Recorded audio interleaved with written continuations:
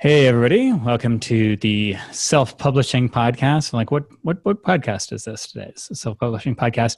Today we're going to have as our guest Katie Cross. She's a self-publisher and a military wife, and she has some really interesting stories about just how that comes into play. 'Cause you wouldn't think necessarily like military self-publishing, but it does, and it's really cool. So we're going to be talking to her in a bit. But first, anything cool? No? I'll tell you what's not cool. The way Dave organizes his Dropbox folders.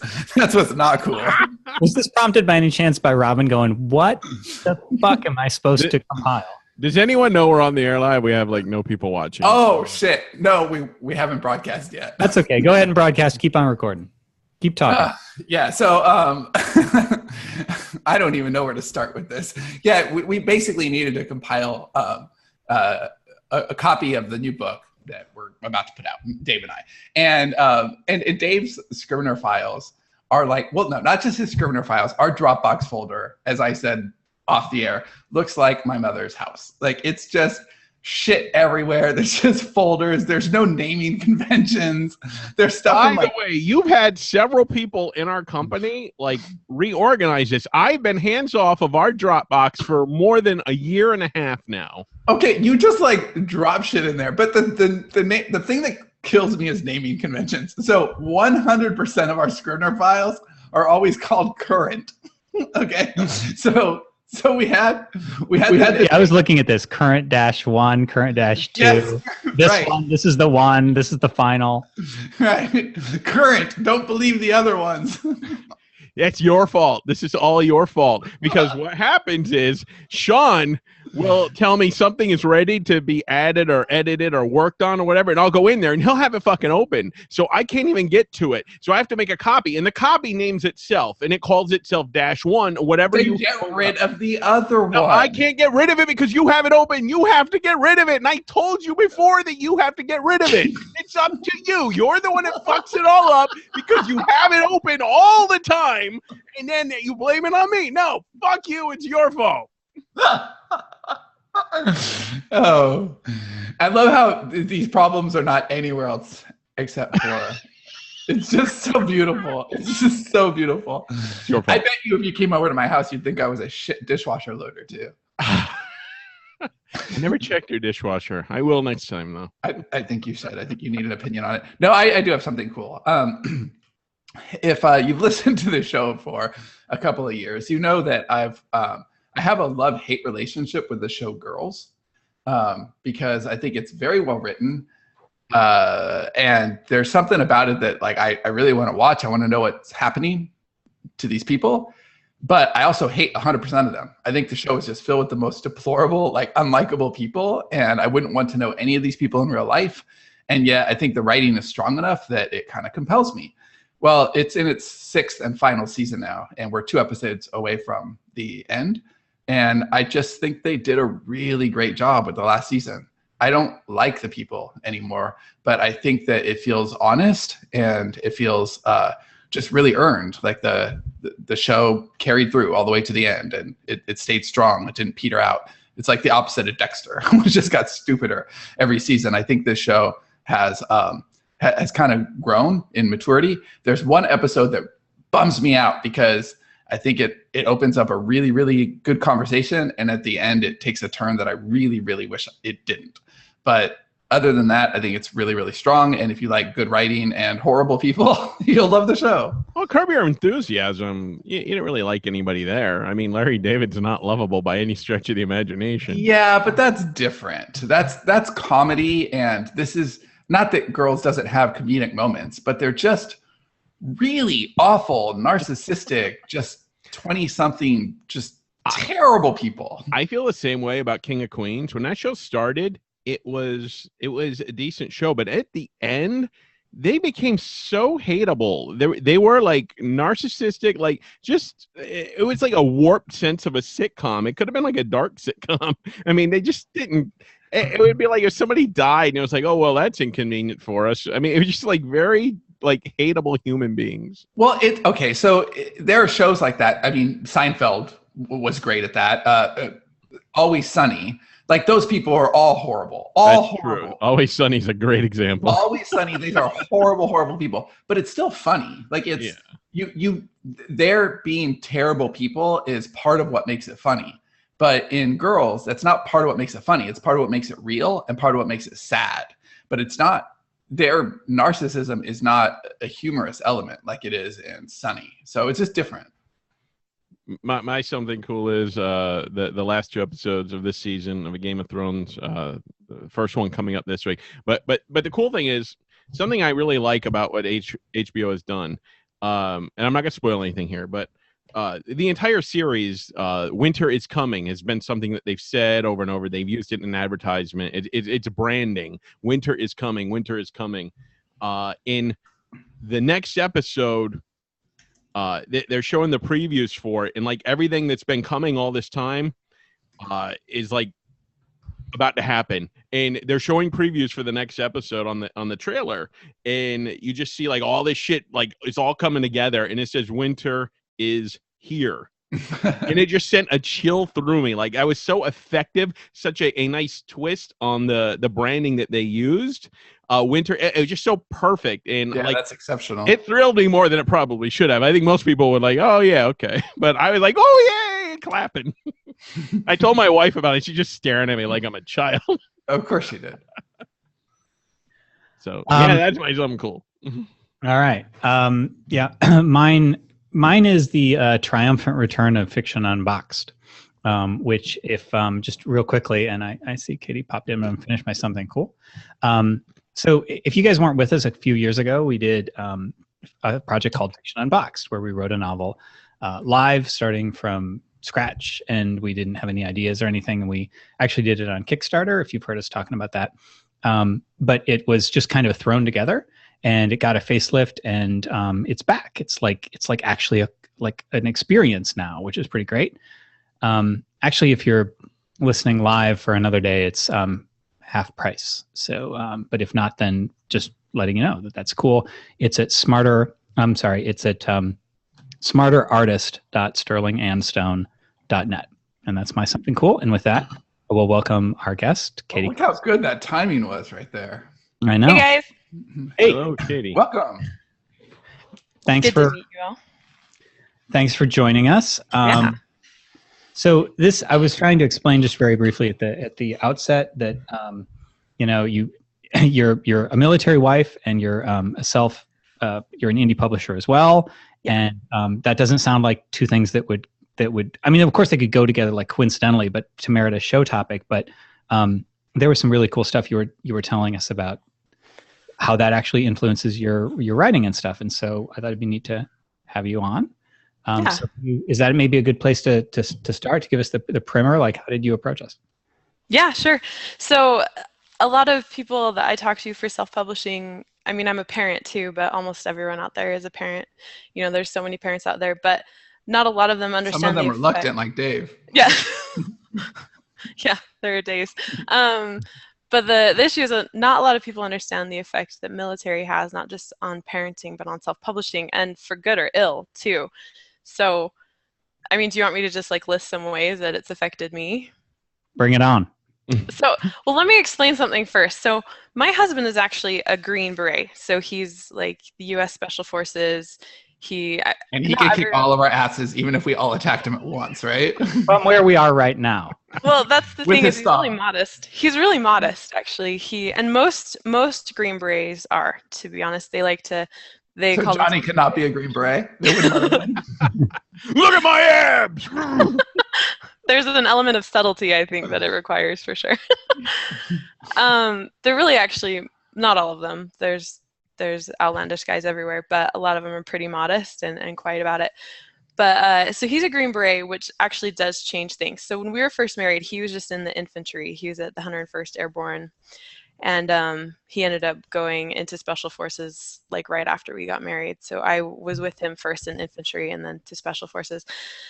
Now, as a self-publisher, the way that's actually affected me is huge. I actually probably wouldn't even be in self-publishing if it wasn't for the military, because I was a nurse. So I'm a pediatric nurse. I have my bachelor's degree in nursing. And I mean, this is pretty typical military stuff, but we moved almost every 6 months for the first like year or so of our marriage, and my nursing license didn't always transfer, and it wasn't always easy. So I just decided to go. It sucks. Yeah, it was a lot of fun. I think we've been married for 6 years, and I think I've moved 6 or 7 times. And how many jobs have you had? How many times have you had to like reacclimate and meet new people and all, I mean, every time, I guess, right? Yeah, well, yeah, especially at the beginning when I was still trying to be a nurse. So I'd have to like find a new place to work, like new friends, new job, and I'd have to transfer my license, which didn't always transfer. So I was kind of like, this is not going to work. So I decided to go into writing because we were in Alabama and I couldn't find a job. And we were only going to be there like 4 more months by the time we settled in. So I was like, I'm just going to look into writing. I found self-publishing and I went down this route. What was your background with writing? So I had just been writing for fun really up until that point, but I just loved it. So I started writing my first story in like first grade, and then I just wrote for fun. And I had like 3 or 4 novels, and I was really shy about it. No one knew I wrote, but I decided, well, I love this. So I kind of want a career or to shift to something I love. And then I started writing on this website called Fan Story, and my story there was like winning awards, and a lot of people were talking to me about it. So I decided to try it professionally. So I just got into self-publishing, and it's done extremely well ever since then. So that was really cool. So I've only had to change jobs like 3 or 4 times up until I finally was like, I'm done nursing. I'm just going to self-publish all the way. Yeah, but now you have a job that's truly portable. Like yeah. You can do it anywhere in the world. Yeah, the freedom is awesome, especially with a 2-year-old. And my husband deploys all the time. So, like Green Berets are different than infantry and cavalry and that kind of stuff because they deploy a lot. So he would be home for so he'd go on a 3-month deployment, right? And then he'd come home for a week, and then within the next week he was gone on like a week or 2-week training thing. And then he'd come back for like a month and then be like, oh, we got to go somewhere else for a month. So they just like pop in and out like all the time. Totally sideways to self-publishing. This has nothing to do with that at all. But wow. Like that is a hard life. So just my hats are off to you and your husband, because I couldn't do that. That's too much like unplugging. Like it's so hard. I mean, little business trips for me are like I hate them. So the fact that your husband is always coming and going, that's just got to be very difficult on you as parents and as a couple. And just bravo that you keep it all together. Obviously. Oh, thanks. You know, I was really lucky actually that I came into the marriage into this. So like that's all I have ever known. Not that it makes it easier, but in some ways it does, because I have friends that their husband after like 3 years of marriage was like, oh, I just signed up like to go like to get into the Army. It's called an X-ray program where they can go from like basically basic to the Special Forces pipeline and possibly get through like right in. So I feel bad for them because it's like I didn't sign up for this, you did, and this wasn't part of our plan. Where from the very beginning, my husband was like, look, I already have my packet in, this is what I'm doing, this is what it could be like. So before I ever married him, I like talked to a lot of people and did some research. So this is an interesting thing that some people don't know. Before I got into the military, everyone told me, well, it's really hard because he'll be gone all the time and he's going to miss birthdays and he's going to miss anniversaries and all this. And I was like, okay, like I was totally prepared for that. And I'm pretty independent anyway. So I was like, yeah, I understand. But no one told me it would screw up my career. So I was like totally floundering when I was like in Tennessee. I'm from the West Coast. So I grew up in Idaho and I live in Colorado right now. And I was like, it was hot and humid and I didn't know anyone. And I was like, there's all this new words that people say when you're in the military, and I'd never heard these acronyms. I thought you meant new words in Tennessee. Yeah. Oh, you wouldn't believe what I meant in Tennessee. Anyway, so that was really hard because no one said, oh yeah, the military is totally going to screw with your career. And so many military wives struggle with that because if you're like office bound in any way, and there's no sense of permanence. Exactly. And it's so hard to like find a new place to start in a new area. So self-publishing was like kind of a breath of fresh air because I could take it with us anywhere. And then when I had my son, my career would have been shot then too, because he's deployed all the time, or he works like 18-hour days. Like a lot of people don't realize how much office work it is being a Green Beret. And my husband's an officer too, so he's a captain. He went through West Point and then got into the we know how studly your husband is. I'd like to ask a sideways question, and that's if Sean feels like a total pussy for ever complaining about traveling. Yeah, I totally do. I'm a little girl. It's obvious. Now, I think there's a lot of color here, though. This has to really shade your writing. You've got themes of like isolation and danger, and I'm sure he's giving you lots of stories that that can influence your writing. And you're not a single mom, but a lot of times you are a single mom, so you can relate there. I imagine just being a military wife allows you to have a lot of texture to your stories and characters that you wouldn't otherwise have. Yeah, it definitely does. So it colored my writing, and I didn't even realize it. So when my husband, his name actually is Jordan. So this is the first time I've ever said his name publicly, because I'll go into that in a little bit. But when Jordan first joined Special Forces, when we were assigned to our first team, so Special Forces are in like groups, right? So there's groups all over the country. When we were assigned to our first group and got our first team, there's just a crap ton of paperwork to fill out. So we're filling out this paperwork, and you have to, it sounds so, Dave might like this, but he had to like plan his own funeral. Oh, Dave does that all the time. Every day. Dave also obscuring names in the interest of confidentiality. They do that at dinner. It's like Daddy's funeral, and they do it on Sundays. It's called Daddy's funeral. It's really fun. So that shook me up a lot. And like Green Berets are different than Navy SEALs, but they're also like highly trained and specialized like Navy SEALs, and do really clandestine missions.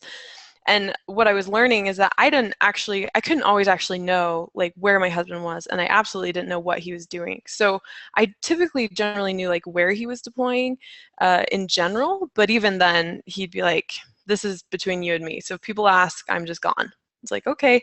And so we're filling out all this. That's also how I am with my wife. Right. This is so similar. Maybe Dave is a Green Beret. It's like Dave's a military wife, kind of. So I need to meet Dave's wife, I think is what's going on. Well, you'll never know because she's totally redacted. Okay. So we were filling out this paperwork, planning his funeral. I was learning all these things about being like a wife to the Special Forces soldier and stuff. So I'm writing this book about a 16-year-old girl, and I can look back at it now and totally see all the pieces. Like her dad is in and out of her life because of this like high military position that he's in kind of thing. And her mom is like a single mom, but not really, because she still loves her dad, but he's just not around. And I didn't even see it at the time until like 2 or 3 books later. I stepped back and I was like, I was totally processing all of those emotions I was feeling about Jordan becoming a Green Beret into my first book, which I didn't even see. So you're right. It does, like those themes from my life absolutely apply into my fiction. I think not as much of an undercurrent now as it was then, because I'm a little bit more aware, but it's definitely colored it. And there's other cool things too. Like I can text my husband and be like, hey, I need you to help me plan a war. And like when you get home after dinner, so he'll like sit down with me and he'll like draw out a map and just explain. He's like, so look, this is really how war works. Like it's really, because my book is like a medieval young adult fantasy kind of thing. He'd be like, so it's really in that time frame, it's really about like resources, like where's the food, where's the water, and I'd like, well, the magic can do this. And he'd go, well, you didn't think about this. And so we planned out like all these really cool wars and battles together. And one time he was deployed and I was like working on the final book in the series, and it was the big battle and I had no idea what to do. So I just got on Facebook and found his old like team sergeant or something and messaged him. I was like, hey, Rooney, I need you to help me plan a war. So I got one of his old friends to help me plan this like meeting, this big war out. So that was really cool. I need to talk to your husband. I need to plan some wars. Fictional wars, of course. Of course. Naturally. How'd you get started? Actually, you get started on Wattpad? Is that?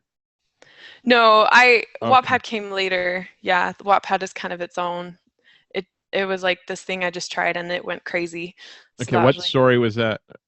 So I was at a writing conference and I met Ashley Gardner. She's like the head of publishing at Wattpad, and I cornered her for like 45 minutes and talked to her about Wattpad, and just was like trying to figure out if it was even worth my time. And I decided to try it out. So I started writing, I write young adult fantasy. So I started writing something totally different. Just try Wattpad out. I started writing a chick lit story called Bonbons to Yoga Pants, and just decided to try it out. So it's a story about a girl that's like addicted to food and tries dieting for the first time in her life. And it's kind of the process of her figuring out that losing weight isn't like about the number on the scale, but just achieving a healthier state. So I started writing this book, and it was like fine at first, and then all of a sudden just totally exploded. Like tons of reads, tons of people. Athenos Greek Yogurt sponsored it, and then Good Time Fitness sponsored it, and then it won a Waddy Award, and it's almost at 2 million reads right now, I think. And so what's conversion like from Wattpad? I mean, for us, like Fat Vampire did really well on Wattpad, but it didn't convert at all. So how does your stuff convert over to a list or sales or anything? Yeah, I would say almost minimal. I can't even get like people from Wattpad onto my list. And I think part of that is just my demographic is really young. So like 12 to 18. So many of my readers on Wattpad are like, oh, my parents won't let me buy ebooks, or I don't have access to a credit card. And I'm like, oh, well, this totally sucks as like a marketing strategy then. I'm trying to figure out how to use Wattpad, because when you mentioned it, I just looked real quick, and Fat Vampire shows about 750,000 reads. And I don't think we've gotten a damn thing from it. Yeah, no. I think it's just there. I mean, I guess it's cool for like name recognition, and those people are going to grow up and buy books at some point. So maybe. Yeah, the other thing is Wattpad's monetizing now. So they have the Wattpad Stars program that they put me in like a year ago, I think, where they actually like are sponsoring ads. So, and I think it's like 55% goes to the author. So for every ad clicked on your story, the author gets 55% of that revenue, and they pay it quarterly. So what are the clicks like though? For me, they haven't been great. I've had it takes 2 quarters for me to earn the minimum balance in ad sales. So. Yeah, monetizing traffic is just like the hardest thing to do on the internet. Yeah, well, and now Wattpad is rolling out to a subscription option, like an ad-free subscription option. So I don't even know how that's going to work either. So like Scribd? Kind of. Well, so if you like subscribe to Wattpad, it's all ad-free and you can read as much as you want. That's as much as I know about it. I've just seen the banners come up. I used to invest a lot of time in Wattpad, but it just didn't make sense anymore because the conversion was so nil that I tested Wattpad out. So everyone loved Bon Bon so much they wanted it on ebook and paperback. So I was like, sure, yeah, we'll publish it. So once I released it, I only announced it to Wattpad just to see what happened. I had 0 sales, even though Wattpad was the one asking for it. So I was like, this is stupid. So then I like advertised it to my audience, and it was fine. But again, it was like I branched into another genre to go on Wattpad, and now I have 2 genres that I have to promote. So it just gets tricky. So I don't know. What's your basic business model? Like, where do you spend the most of your time and releasing? Is it Amazon? Are you wide? Are you in the KU? Because KU is like Wattpad, where it's its own little ecosystem, but you get paid for those reads. So. Yeah, I'm a big diversifier. I'm wide. I'll probably always be wide. I've tried KU with my young adult fantasy, and I had bonbons in KU for a while, but I definitely. So here's the other truth: is that I'm a parent, and I have a 2-year-old and a husband that's gone all the time. He was gone the first 3 months, the 3 months of my son's first 6 months of life, which I counted lucky. I even had him for 3. So. Like the last 2 years, my releases have just kind of been a wing and a prayer because I just don't have time to do like a huge build up. So a lot of it is just relying on my email list. Right now, I have been doing a lot with Facebook ads and just getting in Amazon ads and stuff like that to help build my email list. And then I get a lot of BookBubs. I'm really lucky with BookBub. So I get a lot through there. So I have a really healthy email list. So my launches do fine. But, as my son gets older, I'm hoping to actually put more into the big releases, like with launch teams and that kind of stuff. So I have a question. What is your fantasy series? We didn't actually. We probably should have said that at the top of the hour. No worries. It's the network series. So the first book is Miss Mabel's School for Girls. And her website is kcrosswriting.com. Another thing maybe we should have done at the beginning of the show. We're so on top of things. So I wanted to, from some of the original stuff that you sent us, can you talk a little bit about the like bulletins you get on what you can and can't do on social media and how that messes you up? Yeah. So that was another thing when we first were going. So the Q course is the qualification course. It's what people like soldiers go, like the Green Beret hopefuls go through in order to like become a Green Beret, right? It can take up to 2 years. The things they go through is totally crazy. So we were always getting debriefings on social media stuff, like what not to do, what not to say. So when we moved to our first group and we had our team, I got more debriefings on what to do on social media. And it gets pretty intense. Like I had to like go into a meeting with like some higher ranking officers and other wives. And they were like, we had to like sit around this table and they had like a slideshow. So what I think it is they're worried that like wives like get on social media too much and want to brag about their husbands, Could they put Trump through that training? Yeah. They're right behind him. So basically they just say turn off like GPS tracking on your phone for pictures if you can, so that if you're gonna post a picture, just make sure like if you're able to that there's not like a GPS like attached to it, because people can find that. At first they were telling my husband at first like just don't even be on social media, like just get rid of all your profiles, just get off of it. But then actually that changed because they were saying now it's actually more suspicious if you're not on social media. So You have to have a decoy social media account. Of course, it's kind of true, actually. So many, my husband and so many others don't like, they regulate it really closely. Like my husband is so proud of the fact he has like 99 friends, and he like often just culls that. Like I'm not interacting with them. I want like 50 friends max, because he controls it all, and he hides. If he likes a page, he hides it so people can't see that he liked it, because he doesn't want all these things. So I could Dave, guys, I'm not supposed to say that. So when it came to social media, my husband and I just decided, because he was off of it, and he's like, I don't think we should like have to be on it. I was like, well, I have to be on it. Like I can't just leave it now. So what we decided was that I would just never use his name or places if we could. So for a long time it said I still lived in Idaho, but I was living on the East Coast. And then when we had my son, this was crazy. I told everyone, I said, look, we're not going to announce the day he's born or his weight or any of that stuff or his name. We're just going to call him LM for like little man or little monster or whatever.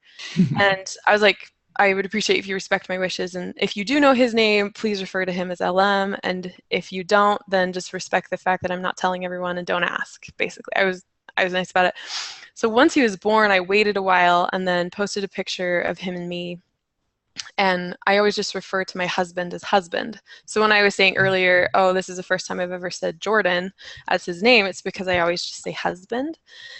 And I have a feeling the show is going to be targeted now. I'm going to have to redact it. You're going to get a lot of downloads. So people were asking me like crazy. I mean, my Facebook inbox was full. People were emailing like, what's your son's name? You can tell me, what's your son's name? And I had like people in high school I hadn't talked to in like 12 years. So I had to post again and just say like, I understand you all want to know his name, but please respect our privacy. We don't want to put it out there. And like 5 minutes after I put that down there, like my friend like commented on it and then messaged me and was like, hey, just go ahead and tell me though. It's like, it was so crazy. I was like, just leave us alone. So that was tough because I just had to always be aware to say husband or LM. And then when I post pictures of my son, even now, I'm getting a little bit more lax about it because things are transitioning in my husband's career, but I don't really do face shots. Like according to Dave, you can do that as long as you don't have phone carrier information. or you can use a decoy child. Oh, there we go. Dave does all of these things. We don't you should just go to Shutterstock and get some children. So yeah, so like when I post pictures, I don't really put pictures of his face. I've only, I think, posted one picture of my husband, and that was like on our 5th anniversary, and he had sunglasses on. And as soon as I put it on, someone was like, he does exist. Like, whoa, you are married. We thought it was fake. I was like, hey, like, what? Why did I lie about that? What about people who've known you just in personal life all the time, right? Like they know all these things, right? I mean, it sounds like you're just, nobody really knows whether you're married. Well, they do. But the other thing is, if you talk to my husband, he is not going to like tell you anything about himself or his career.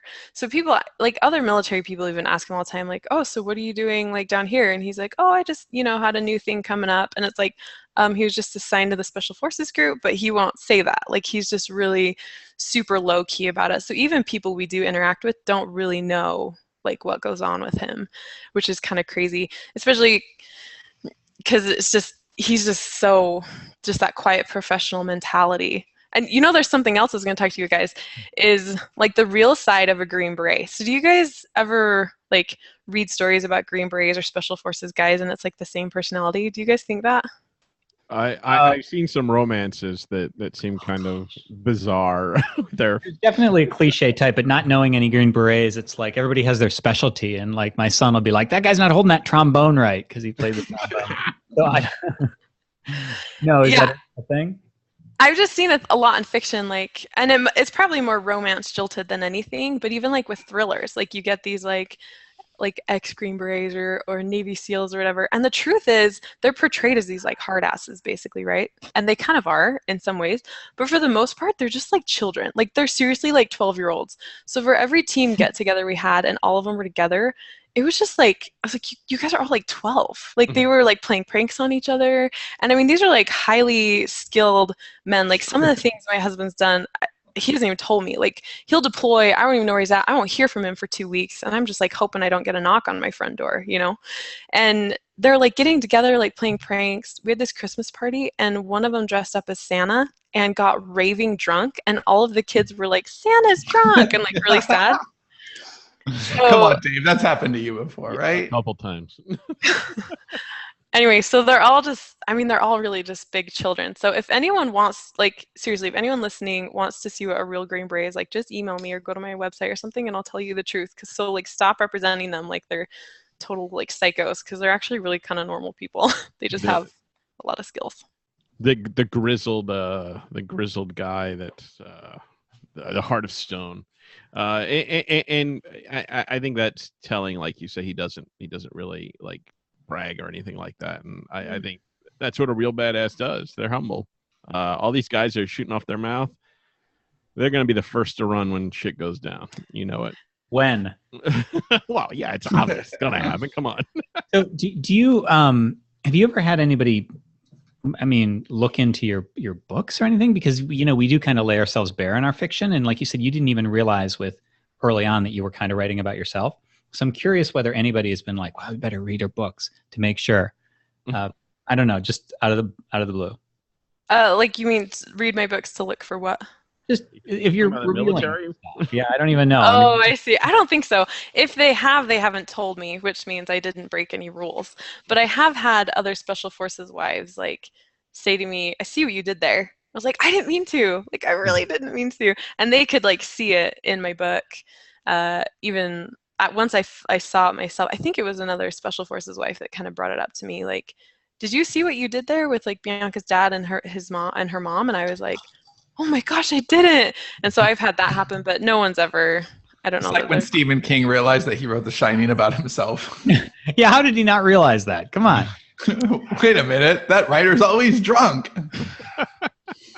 Yeah, I'm imagining your book's coming out like a declassified document with the big black bars all the way through. It's not that intense.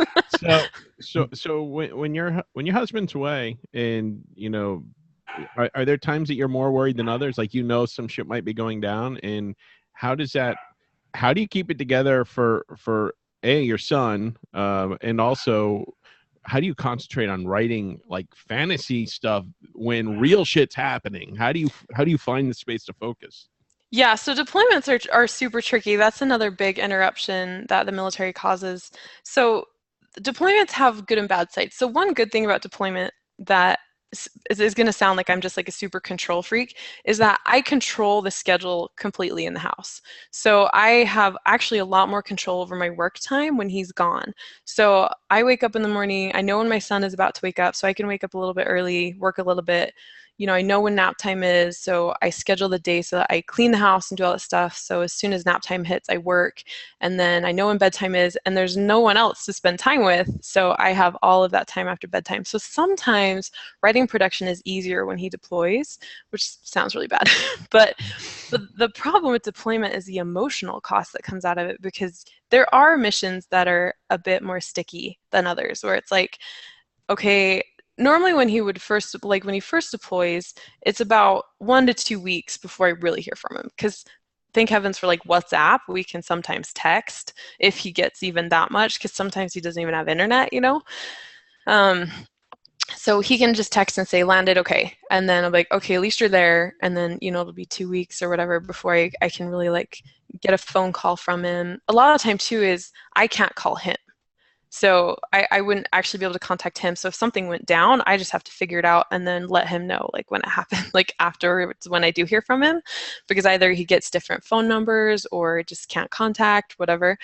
So the emotional toll of that does take like a hit on just being able to be creative, and also because the whole household like sits on me. So all of a sudden I'm tracking all the bills. I'm like dealing with all of the late night wake ups. I'm dealing with all the doctor's visits, all the sicknesses. So that like weighs on me. But I think you just kind of cultivate this ability to just keep going, because you can't stop living. You can't live constantly in a place of fear, especially when you have a 2-year-old. You can't live there all the time. So you kind of just have to keep going. And so I just keep really busy. I just do a lot of play dates, and we schedule a lot of like appointments right when he leaves. So we're constantly busy once he's first gone and adapting to that. And then you really do fall into like a groove. So you're in a schedule, you're in a rhythm. You're like, my son would get used to him being gone.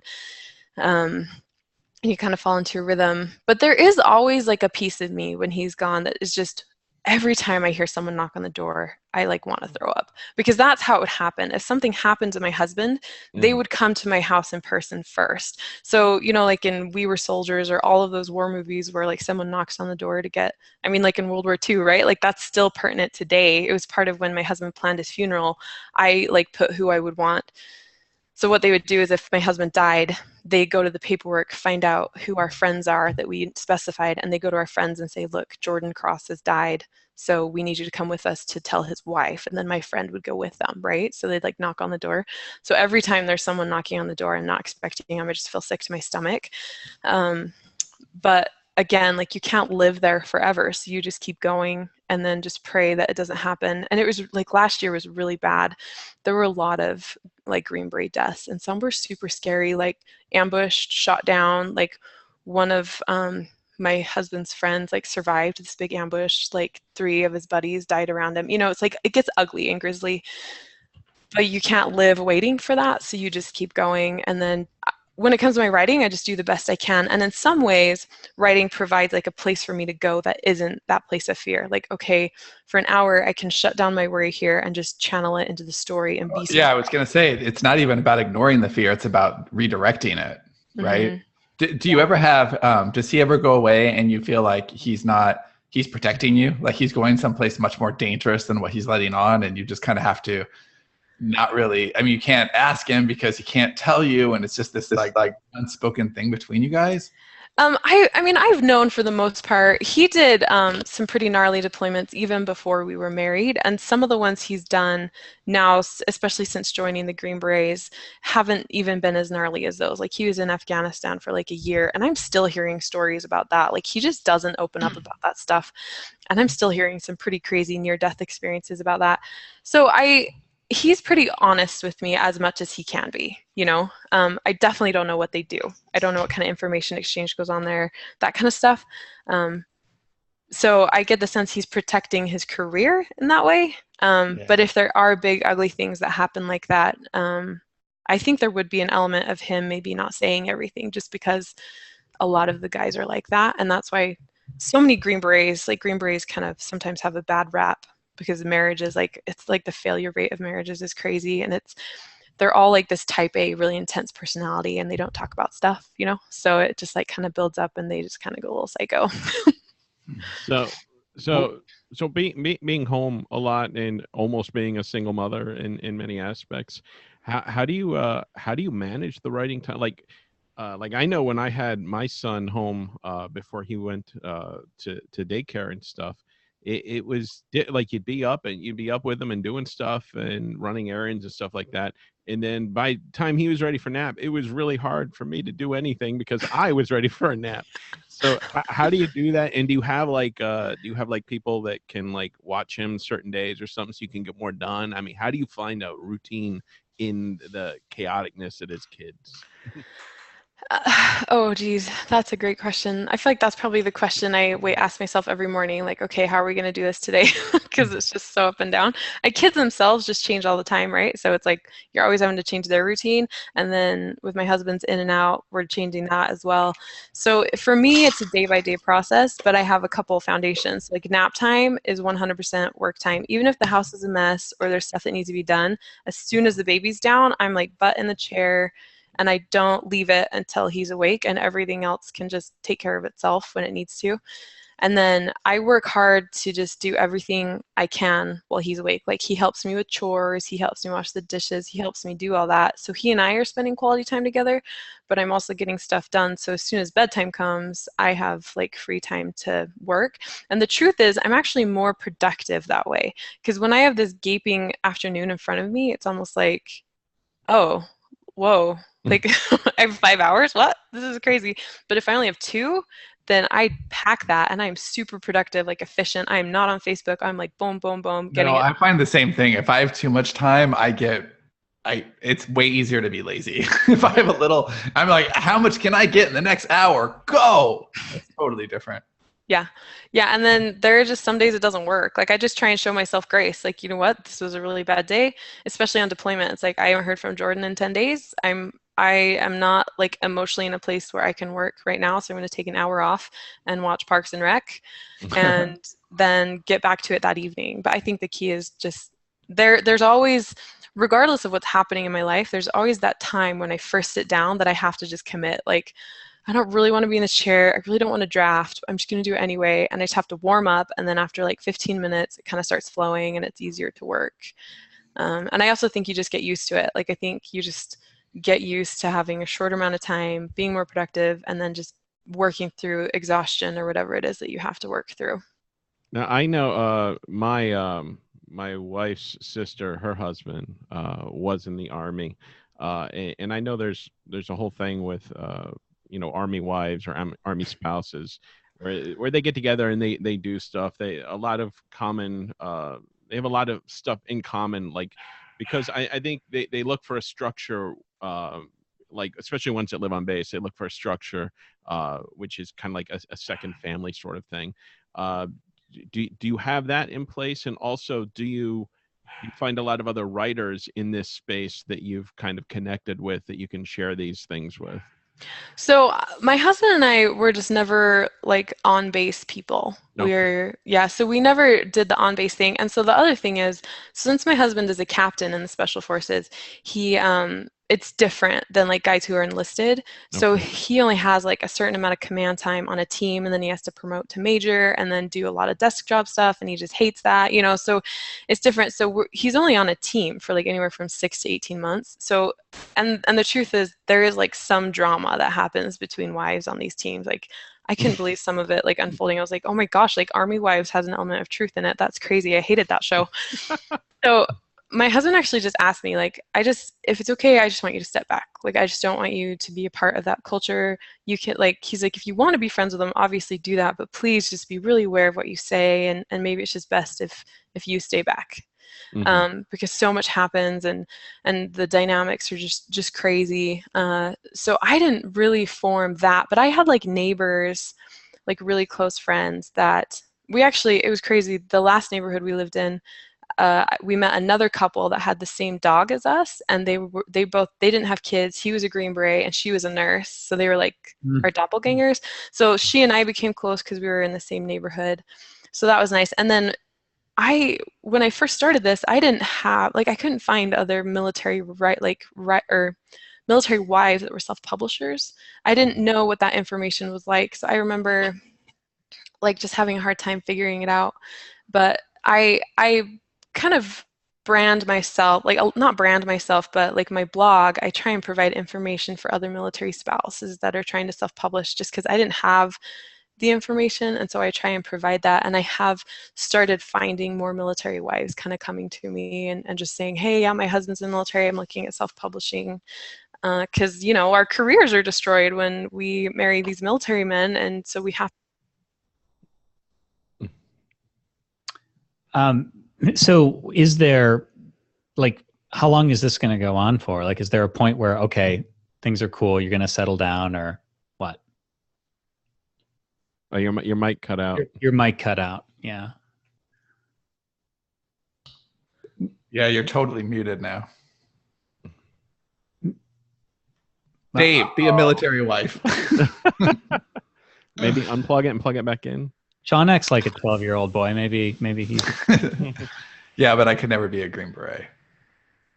Can you hear me now? Yes. Yeah, that's perfect. Yes. You can hear me now? Yes. Yep. Okay, sorry. Sorry, what was the question? Just if are you going to stabilize at some point? Does it end?